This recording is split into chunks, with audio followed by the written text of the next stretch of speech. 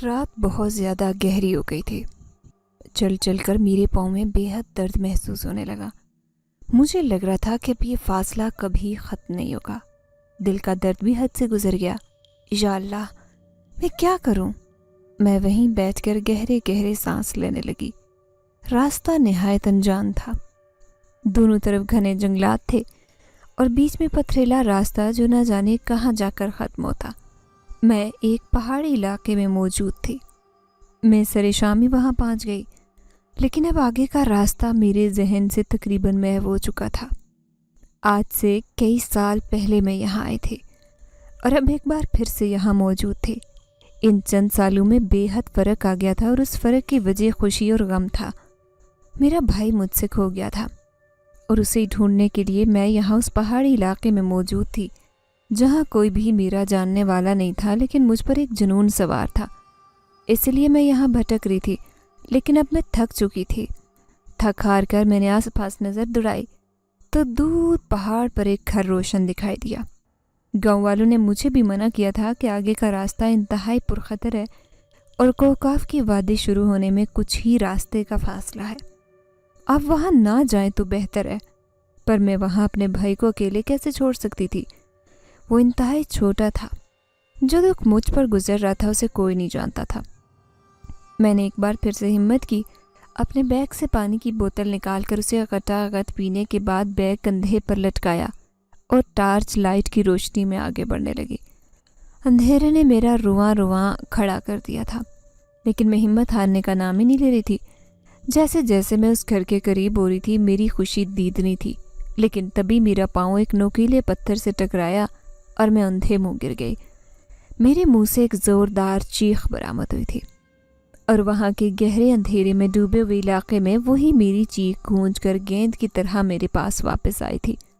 میں نے بے اختیار پتھر کا سہارا لے کر کھڑے ہونے کی کوشش کی، تبھی مجھے اپنے پیچھے کسی کے قدموں کی چاپ سنائی دی۔ میں نے خوف سے آنکھیں بند کر لی۔ اے لڑکی، تم یہاں کیا کر رہی ہو؟ یہ آواز انسانی تھی۔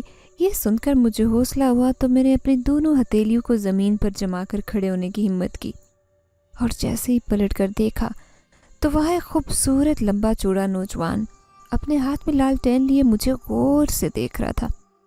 تم یہاں کیا کر رہی ہو؟ تمہیں نہیں معلوم یہ علاقہ کتنا خطرناک ہے؟ آگے جانے کا کوئی نہیں سوچ سکتا، اور تم ایک لڑکی ہو کر اتنی ہمت کیسے کر سکتی ہو؟ اس کی بات سن کر میری رہی سہی ہمت بھی ختم ہو گئی۔ میرے جذبات ٹوٹ پھوٹ کا شکار ہو گئے تھے۔ میں وہیں پتھر پر بیٹھ کر چہرہ اپنے دونوں ہاتھوں میں چھپائے اونچا اونچا رونے لگی۔ کافی دیر گزر گئی۔ مجھے لگا کہ وہ لڑکا بیزار ہو کر وہاں سے واپس لوٹ گیا ہوگا، لیکن جیسے ہی میں نے نگاہیں اٹھا کر دیکھا تو اپنی جگہ پتھر کی ہو گئی۔ وہ ابھی تک لالٹین اسی پوزیشن میں اونچا لیے میری طرف اپنی چمکتی ہوئی نگاہوں سے دیکھ رہا تھا۔ ایک لمحے کے لیے مجھے ایسے لگا جیسے وہ کوئی انسان نہیں بلکہ کوئی اور ہی مخلوق ہو۔ اتنی دیر ایک ہی پوزیشن میں کوئی انسان کھڑا نہیں رہ سکتا۔ ہاتھ میں درد ہونے کی وجہ سے کم از کم لالٹین تو دوسرے ہاتھ میں شفٹ کر ہی سکتا ہے۔ میں یہی سوچ سکی تھی۔ کیا ہوا؟ کیا سوچ رہی ہو؟ کیا میں کوئی دوسری مخلوق ہوں؟ یہ سننا تھا کہ میری آنکھیں پھٹی کی پھٹی رہ گئی تھی۔ کیا وہ میری سوچ پڑھ رہا تھا؟ میں یہ جان ہی نہیں سکی۔ اب یا تو میرے لیے موت لکھی تھی یا پھر بہادری کا مظاہرہ کر کے مجھے اس سے پیچھا چھڑانا تھا، لیکن یہاں میرا کوئی ٹھکانہ بھی تو نہیں تھا۔ میں رونے لگی، تبھی اس نے مسکراتے ہوئے مجھے دلاسا دیا۔ تم گھبراؤ مت، میں تمہیں کچھ بھی نہیں کہوں گا، بلکہ آؤ، جس گھر کے پیچھے تم آ رہی ہو وہ میرا ہی گھر ہے۔ یہ سننا تھا کہ ایک بار پھر سے خوف کی ایک بھرپور لہر میرے پورے وجود میں سرایت کر گئی۔ میرا وجود ٹھنڈا پڑنے لگا۔ ویسے بھی میں پہاڑی علاقے میں موجود تھی۔ میں نے ٹھنڈ روکنے کے لیے ایک موٹی شال کے علاوہ کچھ بھی نہیں لیا تھا، اس لیے بھی کپ کپا کر میری ہمت جواب دے گئی۔ میں نے اس وقت یہی غنیمت جانا کہ اس نوجوان کا موڈ کافی بہتر ہے، لیکن کیا میں اس پر بھروسہ کر سکتی ہوں؟ ابھی میرے دماغ میں یہ خیال آیا ہی تھا کہ وہ میرے آگے آگے چلنے لگا۔ بھروسہ کرو مجھ پر، گھر میں اکیلا نہیں رہتا میں، میری بہن اور ماں بھی ہے، تم ان کے ساتھ کچھ وقت گزار سکتی ہو۔ یہ سننا تھا کہ مجھے لگا مجھے اس کے بارے میں کچھ بھی نہیں سوچنا چاہیے، ورنہ وہ اسی طرح میری سوچ پڑھ کر مجھے حیران کر دے گا۔ क्या वो टेलीपैथी का माहिर था या वो कोई रेकी का उस्ताद था? मुझे समझ ही नहीं आया। मैंने एक गहरी सांस भरी और मौके को गनीमत जानकर उसके पीछे पीछे चलने लगी। मेरी टार्च लाइट की रोशनी काफ़ी हद तक मध्यम होकर नाकारा हो चुकी थी। इस वजह से मैं खामोशी से उसके पीछे चल पड़ी। लेकिन ये क्या, वो लंबे लंबे डग बढ़ता हुआ मेरे सामने चंद मिनटों में ही अपने घर के सामने जाकर खड़ा हो गया और मैं छोटे छोटे कदम उठाती हुई उसकी फुर्ती पर दिल ही दिल में हैरान होती घर की दहलीज पर कदम रख चुकी थी। लेकिन अंदर का मंजर देखकर मेरी आंखें फटी की फटी रह गई थी। मैंने शश्तर निगाहों से सामने खड़े शख्स को देखा। मैंने अपने चकराते हुए सर को थामने की कोशिश की। न जाने उनके घर की दहलीज पर पहुंचते मुझ पर ऐसी कौन सी कैफियत तारी हुई कि मैं गिरते गिरते बची थी। लेकिन शायद अपने होशो हवास गंवा बैठी थी और यही मेरी सबसे बड़ी गलती थी। अगर उस वक्त मैं होश से काम लेती और वहाँ से जल्द से जल्द निकलने की कोशिश करती तो आज मेरी ज़िंदगी जिस मुश्किल में फंसी है उस मुश्किल का मुझे सामना ना करना पड़ता। मैं एक मुश्किल से निकलने के बाद दूसरी मुश्किल में फंस गई थी और यही मेरी ज़िंदगी की सबसे बड़ी गलती साबित होने वाली थी। मेरा नाम हसीना है और मैं अपने वालिदैन की बड़ी बेटी थी। हमारे वालिदैन जॉइंट फैमिली में गांव में रहते थे। सबसे बड़े ताया थे जिनके 2 बेटे थे और दोनों ही निकम्मे थे। उसके बाद मेरे अब्बू का नंबर आता था और उसके बाद छोटे चचा थे। हम 2 बहन भाई ही थे। मेरा भाई मुझसे काफ़ी छोटा था। हम दोनों में 8 साल का फ़र्क था। उसका नाम जवाद था।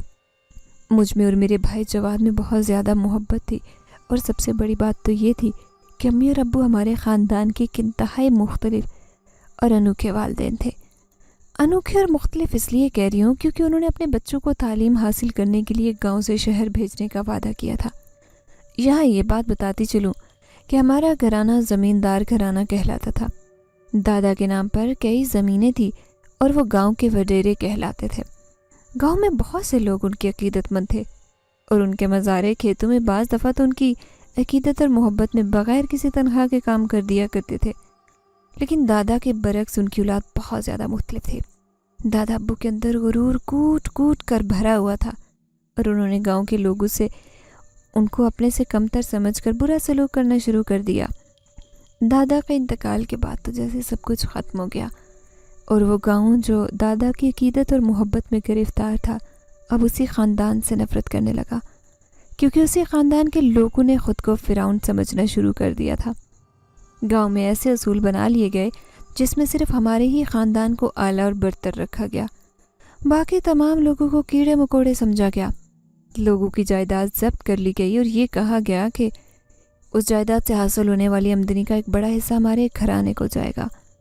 रफ्ता रफ्ता लोगों के दिलों में उनके लिए नफ़रत पैदा होने लगी और वो लोग आपस में एक दूसरे से इख्तलाफ करने लगे। चचा और तया के ख़यालात एक जैसे ही थे। अम्मी और अब्बू जब ये सारी लड़ाइयाँ देखते और गांव वालों को हमें बद्दुआएं देते देखते तो अम्मी और अब्बू दोनों ने फ़ैसला कर लिया था कि अब जब वो अपना हिस्सा लेकर अलग हो जाएंगे। अब्बू ने ये बात जब तया अब्बू से कही तो वो भड़क उठे।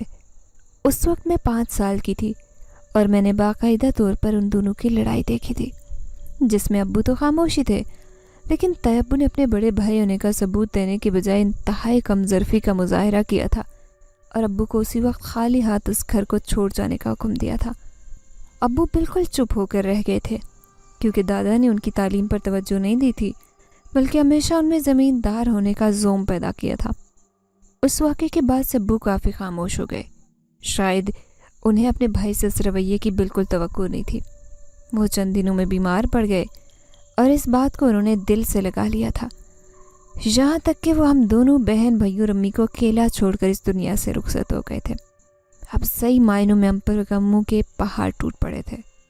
पहले तया और चचा अब्बू के ख़िलाफ़ थे।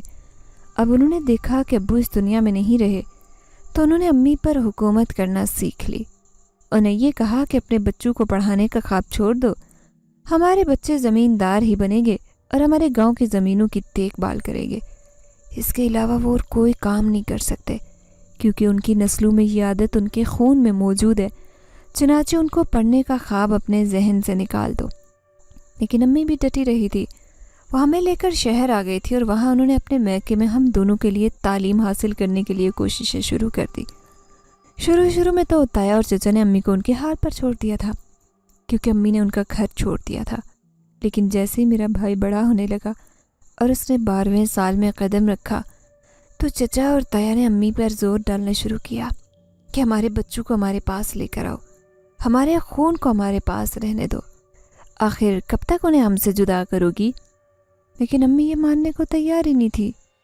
फिर एक दिन वो हुआ जिसका हम में से किसी ने तसव्वुर भी नहीं किया था।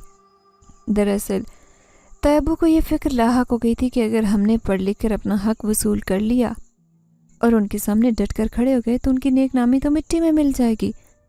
इसलिए पहले तो उन्होंने अम्मी को मीठे लहजे में बच्चे वापस करने का कहा था, लेकिन जब अम्मी ने इस बात से इनकार कर दिया तो उन्होंने एक घटिया कदम उठाया और मेरे जान से प्यारे भाई को अगवा करके अपने साथ गाँव ले गए थे। ये एक सर्द शाम थी जब मैं और अम्मी नाना नानी के साथ बगीचे में बैठे गुफ्तगू कर रहे थे। जवाद भी वहीं मौजूद था। नज़रों से थोड़ी देर के लिए ओझल हुआ। अब वो बड़ा हो रहा था, इसलिए अम्मी को इत्मीनान था, लेकिन ये इत्मीनान हमारी जान ले लेगा में कतन इल्म नहीं था। काफ़ी देर गुजरने के बाद जब जवाद वहाँ वापस नहीं आया तो अब अम्मी को भी फिक्र लाहक हुई। तभी एक नौजवान दौड़ता हुआ वहाँ आया और उसने अम्मी से सिर्फ इतना कहा कि आपके बेटे को शहर की हद से बाहर जाते हुए किसी ने देखा है। वो गाड़ी में मौजूद था। ये सुनना था कि हमारे पैरों तले से ज़मीन निकल गई। अम्मी की आंखों में आंसू आ गए। उन्होंने जो कहा था वो कर दिखाया। अब ये मेरे बेटे के साथ क्या सलूक करेंगे। वो रो पड़ी थी। हमारे कोई मामू भी नहीं थे, इसलिए अम्मी कमज़ोर पड़ रही थी। अम्मी आप फिक्र मत कीजिए, मैं जाकर ताया जान से बात करूँगी और जवाद को वापस ले आऊँगी। हमें उनका हिस्सा नहीं चाहिए। ये कहकर मैंने उन्हें तसल्ली दी और अगली रात चुपके से एक ख़त वहाँ छोड़कर गांव की तरफ रवाना हो गई। मैं बस में बैठी सफ़र कर रही थी और दिल ही दिल में ये दुआ कर रही थी कि या अल्लाह पाक मेरे ताया जान के दिल में रहम डालिए ताकि वो जवाद को हमें वापस कर दें। वैसे भी माँ से बच्चे दूर करना कहाँ की अक्लमंदी है। जैसे तैसे करके सफ़र मुकम्मल किया। गांव आया तो मैं हवेली जाने वाले रास्तों पर चलती रही। वो रास्ते वैसे भी सुनसान और वीरान हुआ करते थे। अब तो मैं उनका नक्शा भी भूल चुकी थी। तभी मुझे ऐसे लगा जैसे कोई मेरे पीछे पीछे चल रहा हो और मुझे अपनी तरफ मुतवज्जे करने की कोशिश कर रहा हो। मैंने जैसे ही पीछे मुड़कर देखा तो अब वहाँ कोई भी नहीं था। और ऐसा सिर्फ एक बार नहीं बल्कि 2-3 बार हुआ था। अब तो मेरी धड़कनें भी बढ़ गई थी। मैंने तेज़ी से चलते हुए रास्ता अबूर करना चाहा था। तभी मुझे एक ठोकर लगी थी और मैं गिरते गिरते बची थी। मुझे ऐसे लगा कि जैसे किसी ने मेरा हाथ पकड़कर मुझे सहारा दिया हो, और वाकई में ऐसा ही हुआ था। वहाँ एक नौजवान था जिसने अपने चेहरे पर रुमाल नकाब डाल रखा था। बीबी साहिबा क्या कर रही हो, ध्यान से चलो। उसकी आवाज़ और लहजा इतना कड़क था कि मैं खौफ के मारे उससे ये पूछ ही नहीं सकी थी कि वो कौन है। उसने मुझे सहारा देकर खड़ा किया और मुझसे कई गुना तेज़ी से आगे बढ़कर वहाँ से एकदम गायब हो गया। ये मंजिर मेरे लिए खौफनाक मंजिर था, लेकिन उस वक्त मेरा मकसद कुछ और था। इसलिए अपने अंदर से तमाम खौफ को झड़क कर मैं जैसे ही हवेली के अंदर गई तो जवाद वहाँ बैठा ताया जान के कदमों में रो कर कोई गुजारिश कर रहा था। मुझे देखकर फ़ौरन से चीख मारी और भागकर दौड़ते हुए मेरे गले लग गया। आप मेरे भाई को इस तरह अगवा करके अपने मकासद में कामयाबी हासिल नहीं कर सकते। हमें किसी जायदाद से कोई लेना देना नहीं है। आपकी जायदाद आपको मुबारक हो। मैं अपने भाई को यहाँ से ले जाने आई हूँ। मैंने उसका हाथ मजबूती से पकड़ा था और अंदर दाखिल हुए बगैर लौट कर वापस जाने ही लगी थी कि ताया जान की मक्काराना आवाज़ ने मेरे कदम वहीं जकड़ लिए थे। जाओ और इसे बंद कर दो, ये खुद चल कर आ गई है, हमें मेहनत नहीं करनी पड़ी। जवाद को मुझसे अलग कर दिया गया था और मुझे एक दूसरे कमरे में बंद कर दिया गया। ये मेरे लिए एक बड़ी आजमाइश थी और मैं रो रो कर थक चुकी थी। किसी ने मुझे दरवाज़ा नहीं खोला था। मैं एक लंबा सफ़र तय करके आई थी, इसलिए थक हार कर अपनी आंखें बंद कर ली थी, क्योंकि मुझे पता था कि यहाँ इंसान नहीं पत्थर रहते हैं जिन पर किसी चीज़ का कोई असर नहीं होता। रोते रोते कब मेरी आंख लगी मुझे पता ही नहीं चला। तब मुझे कमरे में थोड़ी देर ही गुजरी थी कि किसी चीज़ के जलने की बदबू आई थी। मैं हड़बड़ा कर उठ बैठी और देखा तो मेरे कमरे में रखे रूसी लिबास में आग लग गई थी। मैं हैरान थी कि भला ये रूसी लिबास कहाँ से आया और इसमें आग कैसे लग गई। मैं जैसे ही आगे बढ़कर रूसी लिबास को देखने लगी तो किसी ने मेरे कदमों को जकड़ लिया था। میں بدک کر پیچھے ہٹ کر اپنے قدموں کی طرف دیکھنے لگی تو پتہ چلا کہ وہاں پر ایک کالی بلی تھی جو اپنی خطرناک آنکھوں سے مجھے گھور کر میرے پیروں میں لپٹ کر مجھے آگ سے دور ہو جانے کا کہہ رہی تھی۔ ایک جھٹکے سے میری آنکھ کھلی تھی اور میں ہڑبڑا کر اٹھ بیٹھی تھی۔ اس کالی بلی کی آنکھوں سے نکلتے شعلوں نے مجھے بے حد گھبرا کر گہری نیند سے اٹھنے پر مجبور کر دیا۔ میں نے گہرے گہرے سانس لیے تھے، ایسے لگ رہا تھا جیسے کمرے میں جلنے کی بو ابھی بھی موجود ہے اور کمرے کی کھڑکی ابھی تک کھلی ہوئی تھی، جس کا سیدھا اور صاف مطلب یہی تھا کہ میں نے شاید خواب کی کیفیت میں ہی سچائی کو دیکھا ہے۔ پر یہ کیسے، کیوں اور کس قدر ممکن تھا؟ میرا ذہن مفلوج ہونے لگا۔ تبھی کمرے کا دروازہ کھلا اور چچی جان اندر داخل ہوئی۔ مبارک ہو، تمہارا رشتہ طے ہو گیا اور اس گاؤں کے ایک اثر رسوخ والے شخص کے بیٹے سے تم شادی کر کے اس گھر سے دور ہو جاؤ گی۔ چچی جان کے لہجے میں طنز تھا۔ میں نے چلا کر کہا کہ میں یہ شادی نہیں کروں گی، چاہے کچھ بھی ہو جائے۔ چچی جان نے میری بات سنی، انسنی کرتے وہاں سے جانے میں ہی عافیت جانی، لیکن میں رونے، چیخنے، چلانے اور انہیں برا بلا کہنے پر ان کی برداشت کی حد ختم ہو گئی تھی۔ انہوں نے آگے بڑھ کر جیسے ہی مجھے زوردار تھپڑ رسید کرنا چاہا تو ان کا ہاتھ فضا میں ہی بلند رہ گیا۔ ان کے ہاتھ میں ایک عجیب قسم کا جکڑاؤ آنے لگا۔ یہ بات مجھے ان کے چہرے سے پتہ چلی تھی۔ ان کے چہرے پر شدید تکلیف کے آثار دکھائی دے رہے تھے، جیسے کسی نے ان کے ہاتھوں میں اپنے پنجے گاڑ دیے ہوں اور بار بار اپنے ہاتھوں سے ایک نادیدہ چیز کو وہ جھٹک رہی تھی۔ یہ دیکھ کر میں اپنی جگہ تھم سی گئی۔ میں نے جب سے آنکھ کھولی تھی اپنے ساتھ غیر مرئی واقعات ہوتے دیکھے تھے، لیکن آج چچی جان کی یہ حالت دیکھ کر مجھے یقین ہو گیا تھا کہ ہو نہ ہو کوئی ہوائی مخلوق تو ضرور ہے۔ چچی جان بھاگ کر چیختے ہوئے وہاں سے واپس لوٹ گئی تھی۔ انہوں نے دروازہ کھلا چھوڑ دیا تھا۔ یہی موقع تھا کہ میں یہاں سے بھاگ جاؤں۔ میں نے جیسے ہی باہر جانے کے لیے قدم بڑھائے تو کمرے میں ایک زوردار دھماکہ ہوا تھا اور وہ روسی لباس کو چچی جان ابھی میرے کمرے میں رکھ کر مجھے موت کا پروانہ سنا کر جا چکی تھی۔ اس روسی لباس میں باقاعدہ طور پر آگ بھڑک اٹھی تھی۔ میں اپنی جگہ سن ہو کر رہ گئی۔ بھلا یہ کیسے ہو سکتا ہے؟ شعلے دھوئیں میں بدل رہے تھے اور کمرہ آگ کی لپیٹ میں تھا۔ کھڑکی کھلی ہوئی تھی اور وہاں سے مجھے کالی بلی کے بھاگنے کی باقاعدہ ایک جھلک دکھائی دی۔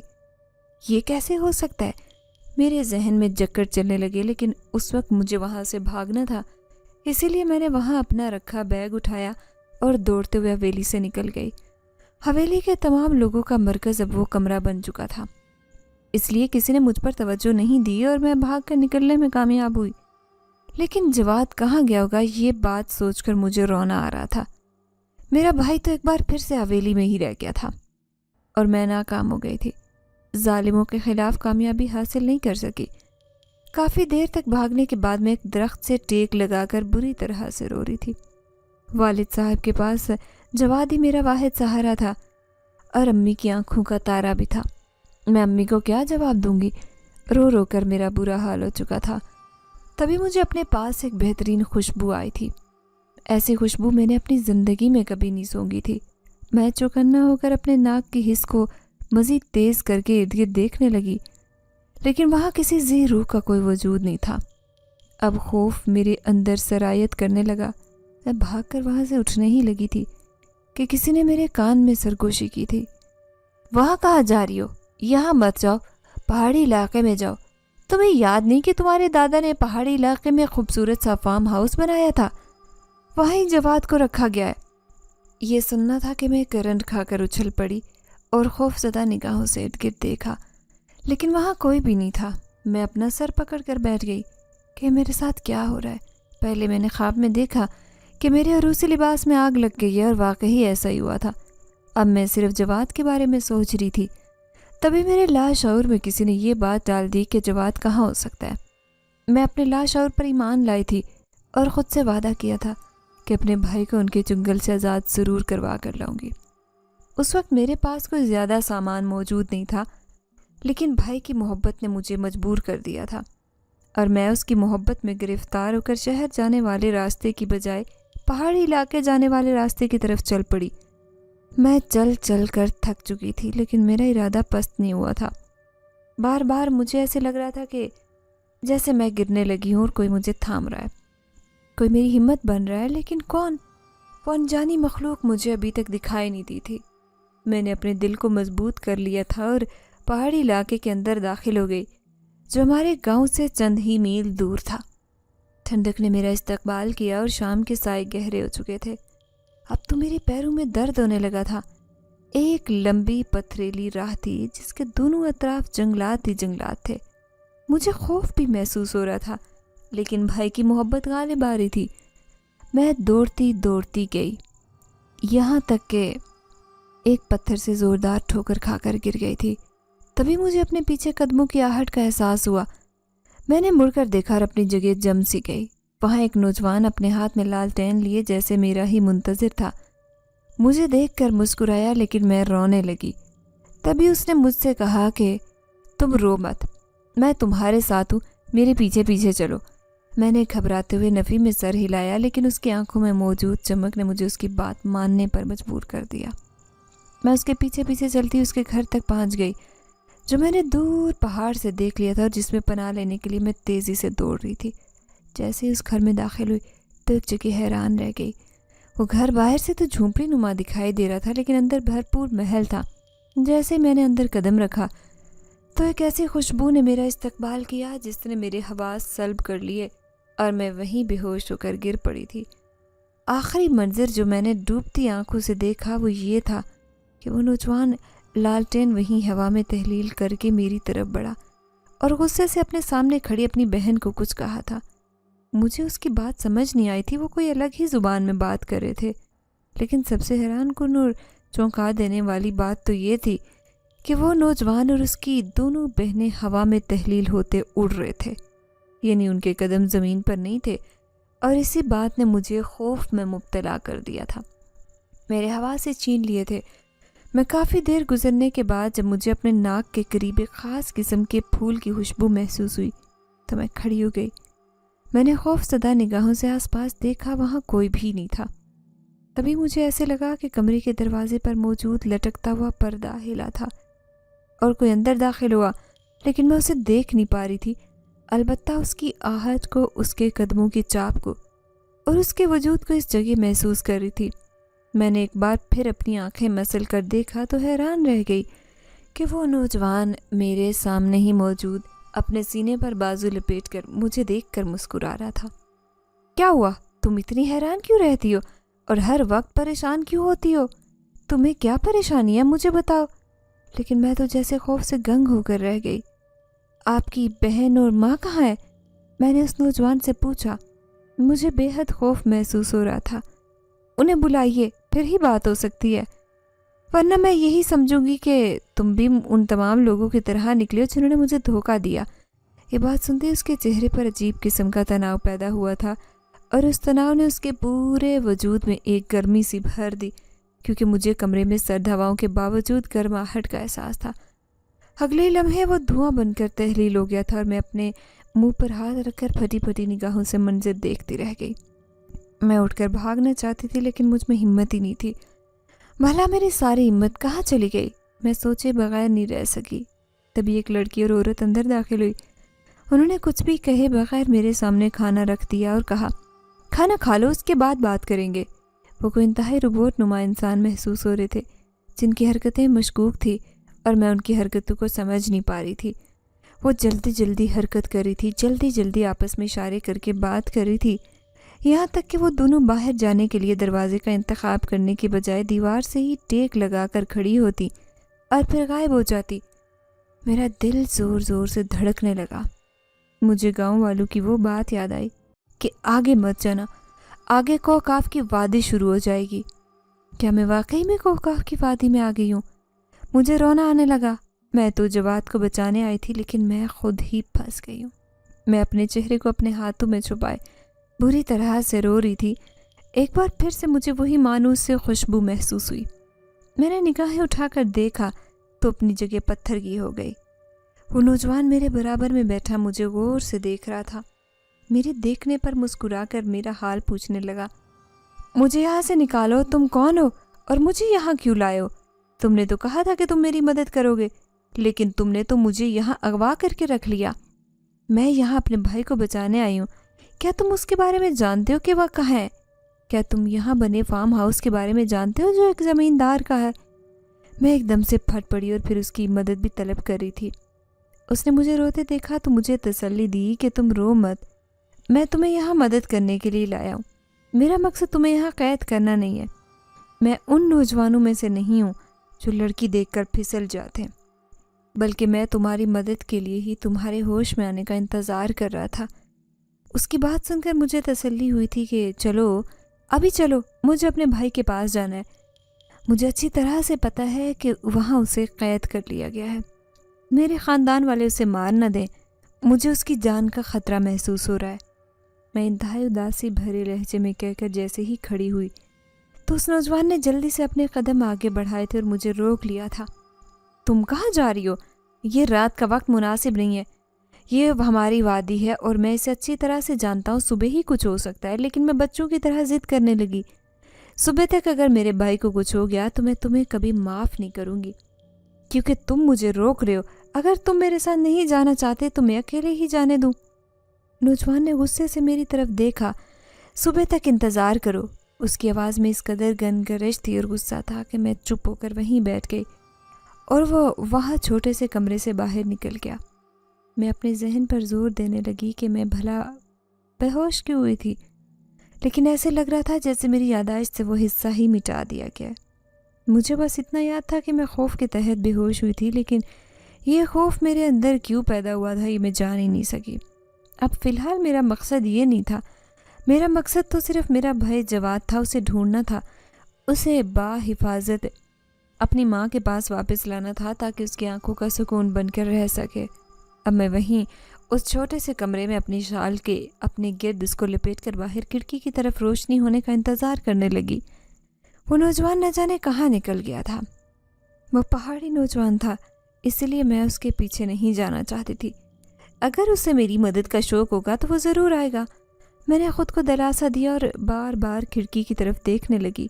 ابھی تھوڑی دیر گزری تھی کہ میری آنکھ لگ گئی اور کھلی اس وقت جب مجھے ایسے لگا کہ کوئی مجھے ہولے ہولے پکار رہا ہو۔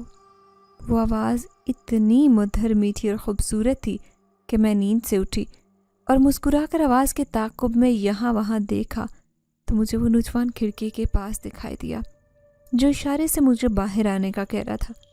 میں نے فوراً سے اپنی آنکھیں میچ لی اور اس کے اشارے پر باہر آئی تو باہر ایک خوبصورت نظارہ میرا منتظر تھا۔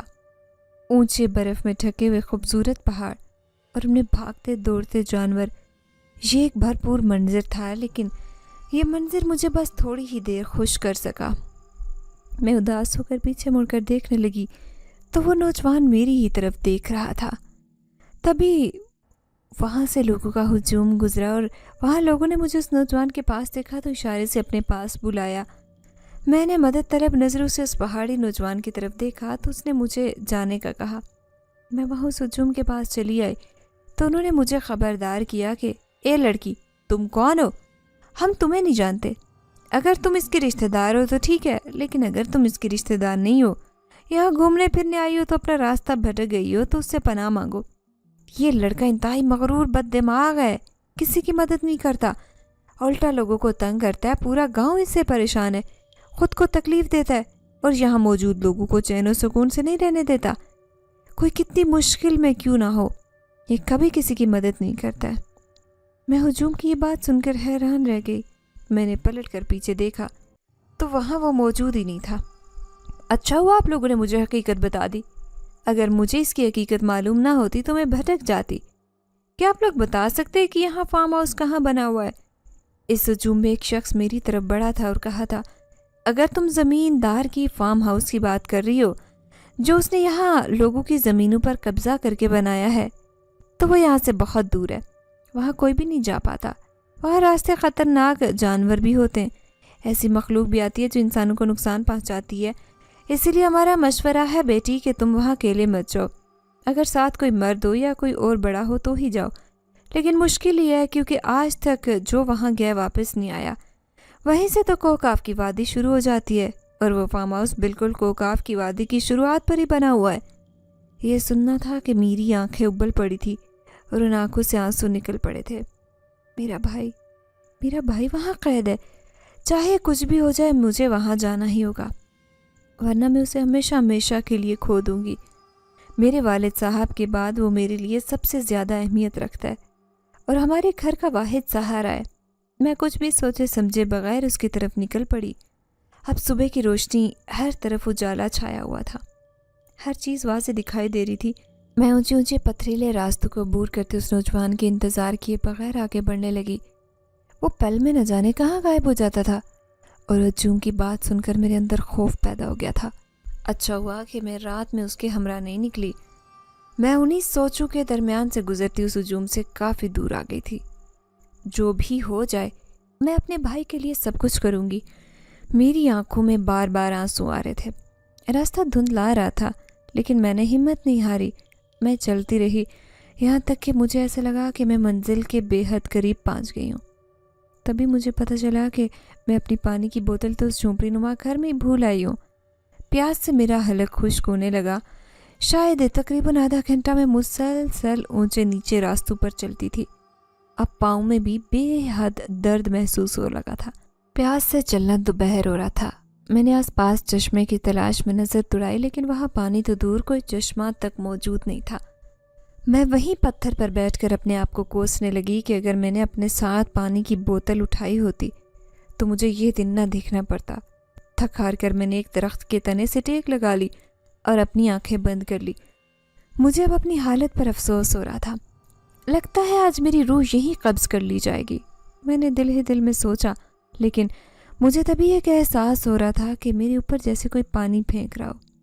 بارش۔ میرے دماغ میں فوراً سے بارش کا خیال آیا کہ کہیں بارش تو نہیں ہو رہی۔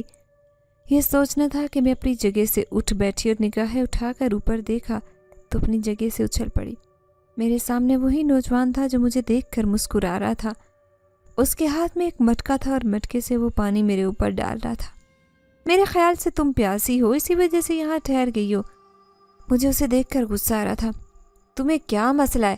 میں اپنے راستے، تم اپنے راستے۔ اگر میں پیاس سے مر بھی جاؤں تو تمہیں کوئی فرق نہیں پڑنا چاہیے۔ ویسے بھی گاؤں والوں نے مجھے تمہاری حقیقت بتا دی تھی۔ تم ایک انتہائی مغرور بدتمیز نوجوان ہو جو کسی کی مدد نہیں کرتا۔ اس نوجوان نے میری بات غور سے سنی اور گہری سانس بھری تھی۔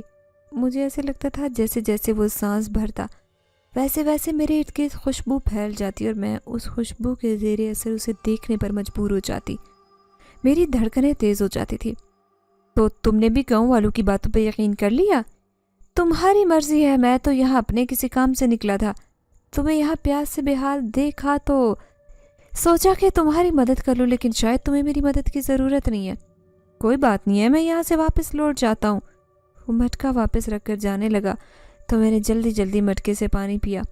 وہ پانی اتنا میٹھا، اچھا اور ذائقہ دار تھا کہ میں نے آج سے پہلے اتنا لذیذ پانی کبھی نہیں پیا تھا۔ پانی پی کر مجھے لگا تھا کہ میری بھوک ختم ہو گئی اور میرے اندر کافی طاقت آ گئی ہے۔ وہ کافی آگے نکل گیا تھا۔ میں نے اسے آواز لگائی تھی، میری آواز اس تک پہنچ گئی تھی۔ وہ رک گیا اور میرے پاس آنے کا انتظار کرنے لگا۔ مجھے نہیں پتا، لیکن نہ جانے کیوں میں تمہاری طرف بڑھتی ہوں تو ایسے لگتا ہے کہ راستے آسان ہو جائیں گے۔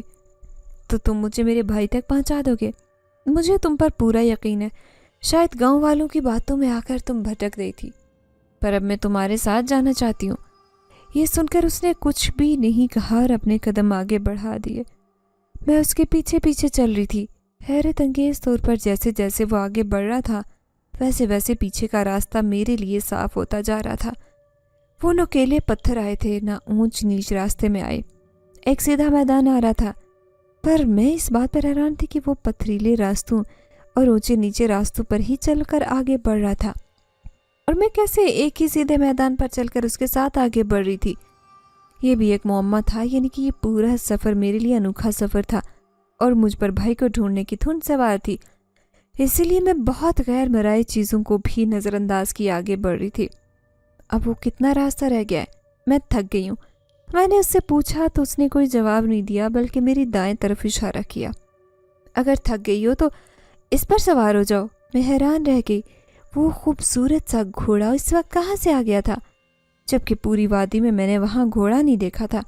اس نے گھوڑے کو اشارے سے اپنے پاس بلایا تو میرے پاس آ کر کھڑا ہو گیا۔ میں اسے پوچھنا چاہتی تھی، مجھے لگتا تھا کہ جیسے میری زبان کسی نے تالو سے چپکا دی ہے اور میں مزید سوالات کے قابل نہیں رہی ہوں۔ میں اس گھوڑے پر سوار ہو گئی۔ اب میرے لیے ان راستوں پر چلنا مزید آسان ہو گیا تھا۔ تبھی مجھے دور سے وہ فارم ہاؤس نظر آ گیا، لیکن اس نوجوان نے اشارے سے مجھے وہیں کھڑا کر دیا۔ تم اس سے آگے نہیں بڑھ سکتی، میں خود اندر جاؤں گا، دیکھوں گا تمہارا بھائی وہاں اگر موجود ہوگا تو اسے لے کر یہاں آ جاؤں گا، آگے بڑھنے کی غلطی مت کرنا۔ اس نے مجھے 2-3 بار کہہ کر وہاں ٹھہرنے کا حکم دیا، لیکن میرے اندر کی طبیعت اس کی بات ماننے کا نام ہی نہیں لے رہی تھی۔ انتظار کرنے کے بعد جب وہ نوجوان واپس نہیں آیا تب میں اپنی طبیعت کے ہاتھوں مجبور ہو کر خود ہی آگے بڑھ گئی۔ تب مجھے اندازہ ہوا کہ اس نوجوان نے کس قدر صحیح کہا تھا۔ میں جیسے ہی چند قدم آگے آئی تو چمگادڑوں کا ایک غول میرے آگے پیچھے پھرنے لگا۔ میں حیران رہ گئی تھی کہ بھلا یہ کیا ہو رہا ہے۔ میں اپنا بچاؤ کرنے کے لیے ایک درخت کے نیچے چھپنے کی جگہ ڈھونڈ رہی تھی، لیکن تب تک دیر ہو چکی تھی۔ انہوں نے میرے ہاتھوں اور پیروں پر حملہ کر دیا تھا۔ میں رو پڑی اور مدد کے لیے چلانے لگی۔ فارم ہاؤس مجھ سے 10 قدم کی دوری پر تھا، لیکن ان چمگادڑوں کے حملوں نے مجھے کہیں کا نہیں چھوڑا تھا۔ میں اونچا اونچا رو کر اپنے بھائی جواد کو پکار رہی تھی۔ کہاں ہو جواد، جلدی سے باہر آؤ، دیکھو تمہاری بہن تمہارے لیے کن مشکلات سے گزر رہی ہے۔ میں بار بار اپنے ہاتھوں اور پیروں سے ان چمگادڑوں کو دور ہٹانے کے لیے جدوجہد کر رہی تھی، لیکن شاید وہ میرا خون پینے کے لیے میرے جسم سے چپک کر رہ گئی تھی۔ مجھے رونا آنے لگا تھا۔ میں نے اپنی آنکھیں بند کر کے کلمہ پڑھ لیا۔ تبھی مجھے ایسے لگا کہ کسی نے مجھے ہوا میں اچھالا ہے اور زوردار انداز میں دوبارہ پٹکا ہے۔ تو میں اونچے برفانی ٹیلے پر گری ہوں۔ مجھے زوردار چوٹ لگی تھی۔ میری آنکھیں بند ہو رہی تھی، لیکن اپنے قریب کھڑے جواد کی بات سن کر میں اپنی آنکھیں کھول چکی تھی۔ وہ میرے قریب کھڑے ہو کر آپی آپی کہہ کر مجھے ہوش میں لانے کی کوشش کر رہا تھا۔ میں اس کی آواز سن کر ایک دم سے جیسے ہوش میں آئی تھی۔ تم یہاں کیسے آئے؟ اور وہ نوجوان کہاں گیا جو تمہیں لانے کے لیے اندر آیا تھا؟ جواد نے حیرانی سے میری طرف دیکھا تھا۔ کون سا نوجوان؟ کیسا نوجوان؟ یہ تو چوکیدار دروازہ بند کرنا بھول گیا تھا، تو میں بھاگ کر باہر آیا اور آپ کو سامنے دیکھا تو دوڑ کر آپ کے پاس آیا۔ کسی کو مجھے لینے کے لیے بھیجا تھا آپ نے کیا؟ اور مجھے لگا تھا کہ ہمیں کبھی اگلا سانس نہیں لے پاؤں گی۔ نہیں کچھ نہیں، تم چلو، ہمیں یہاں سے جانا ہوگا۔ میں نے گھوڑے کی تلاش میں آس پاس نظر دوڑائی، لیکن وہ بھی کہیں نہیں تھا۔ ہم مجھے صحیح معنوں میں پسینے آنے لگے تھے۔ اتنے سرد موسم میں پسینے دیکھ کر میرے تو اوزان ہی خطا ہو گئے تھے۔ میں نے اپنے بھائی کا ہاتھ تھما اور دوڑ کر اس علاقے سے دور چلے جانا چاہتی تھی، یہاں تک کہ ہمیں گاؤں والوں نے بھی دوڑتے ہوئے دیکھ لیا تھا اور ہماری حالت دیکھ کر یقین ہی نہیں کر پائے تھے کہ ہم اس فارم ہاؤس سے صحیح سلامت اور زندہ واپس آئیں۔ گاؤں والوں کی مدد سے میں واپس اپنے شہر جانا چاہتی تھی۔ انہوں نے میری مدد کی تھی۔ میں بس میں بیٹھی اور اپنے بھائی جواد کو وہاں سے چھڑا کر اب واپس اپنے گھر جا رہی تھی۔ بس اپنے راستے پر چل پڑی تھی، لیکن وہ نوجوان میرے ذہن سے اب تک محو نہیں ہو سکا تھا۔ ایسے لگ رہا تھا کہ جیسے ابھی تھوڑی دیر پہلے کی تو بات ہے۔ پھر وہ نوجوان کون تھا، کیا تھا، کس طرح اس نے میری مدد کی اور وہ کدھر غائب ہو گیا؟ یہ سارے سوالات میرے ذہن میں جمع ہونے لگے تھے۔ تھک ہار کر میں بس کی سیٹ سے اپنا سر ٹکا چکی تھی۔ تبھی مجھے ایسے لگا جیسے کسی نے میرے کان میں سرگوشی کی تھی کہ تمہارے سارے سوالات کے جوابات تمہارے بیگ میں موجود ہیں۔ میں ایک دم سے چونک اٹھی، آس پاس نظر دوڑائی، لیکن میرا بھائی ایک بس میں سفر کے دوران سو چکا تھا اور تمام مسافر اپنے کاموں میں مصروف تھے۔ سو بھلا یہ سرگوشی کس کی ہوگی؟ کیسی ہے؟ جب میں نے سرگوشی پر غور کیا تو فوراً اپنا بیگ کھولا۔ وہاں ایک چھوٹی سی کتاب موجود تھی۔ میں نے کتاب کھولی تو آنکھوں پر یقین نہیں آیا۔ اس کتاب پر لکھا تھا کوکاف کی شہزادی اور اس کی واپسی۔ میں نے دلچسپی سے کتاب پڑھنا شروع کی تو میری آنکھوں میں آنسو آ گئے۔ اس کتاب میں میری زندگی کی کہانی لکھی ہوئی تھی۔ آخر میں جو بھی انکشاف تھا اس نے میرے پیروں تلے سے زمین کھینچ لی۔ اس نوجوان نے میرے نام خط لکھا تھا اور اس میں واضح طور پر لکھا تھا کہ میں تمہارا عاشق جن زادہ ہوں۔ میں کوئی انسان نہیں تھا، میں عاشق جن زادہ تھا جو بچپن سے تمہیں ایک بار کوکاف کی سیر کے دوران پسند کر چکا تھا اور میں کئی سالوں سے وہاں تمہارا انتظار کر رہا تھا۔ پھر میں نے تمہیں وہاں جوانی میں دیکھا اور تم پر دل ہار گیا۔ میں نے تمہاری کافی حد تک مدد کی۔ لوگوں نے میرے تمہارے درمیان دوری پیدا کرنے کی کوشش کی، پر یہ محبت یہیں تک ختم ہو چکی تھی کیونکہ یہاں میں وادی میں کھو چکا تھا۔ اپنی پرانی طاقتوں کو بحال کرنے کے لیے مجھے بہت سے انسانوں کی مدد کرنی تھی، پر جب مجھے قبیلے سے نکالا گیا تو میں حد درجہ دل برداشتہ ہو گیا۔ انسانوں سے محبت میرے خون میں شامل ہے، کیونکہ میری ماں نے بھی ایک انسان سے محبت کر کے شادی کی خواہش کا اظہار کیا، لیکن قبیلے کی طرف سے اس پر بہت ساری پابندیاں لگائی گئی۔ یوں اس کی شادی ایک جن ذات سے ہو گئی، لیکن اس کے خون میں موجود انسان سے محبت میرے خون میں بھی شامل ہو گئی۔ میں آج بھی تم سے محبت کرتا ہوں، کل بھی کرتا تھا اور ہمیشہ کرتا رہوں گا۔ تمہیں اگر میری مدد کی ضرورت ہو تو یہ کتاب ہمیشہ اپنے پاس رکھنا۔ میں کبھی نہ کبھی زندگی میں کسی نہ کسی طرح تمہاری زندگی کا حصہ بن کر تم سے ملنے ضرور آؤں گا۔ یہ پڑھ کر میری ریڑھ کی ہڈی میں سنسناہٹ دوڑ گئی تھی اور میں نے اسی وقت وہ کتاب پھاڑ کر بس کی کھڑکی سے باہر پھینک دی کہ میں دوبارہ کبھی اس سے ملنا نہیں چاہتی تھی۔ یہی اس کے حق میں بہتر تھا اور میرے حق میں بھی۔ میں نے اپنی آنکھیں بند کر لی اور ان بند آنکھوں کے پیچھے میرا دل گواہی دے رہا تھا کہ کہیں نہ کہیں کسی نہ کسی موڑ پر میں نوجوان کی محبت میں گرفتار ہو چکی تھی، لیکن اب یہ افسانہ بند ہو گیا تھا اور میں نے اپنے دل کے کواڑ پر تالا لگا چکی تھی۔ میں نے دوبارہ اسے کبھی نہیں کھولنا تھا، ورنہ زندگی میں خسارہ ہی خسارہ ہوگا۔ میں جواد کو لے کر شہر واپس آ گئی تھی اور وہاں سے ہم نے امی کے ہمراہ ایک دوسرے شہر میں خاموشی کے ساتھ ہجرت کر لی تھی۔ کسی کو بھی اپنے گھر کا پتہ نہیں بتایا تھا۔ یہی ہم تمام لوگوں کے لیے بہتر تھا۔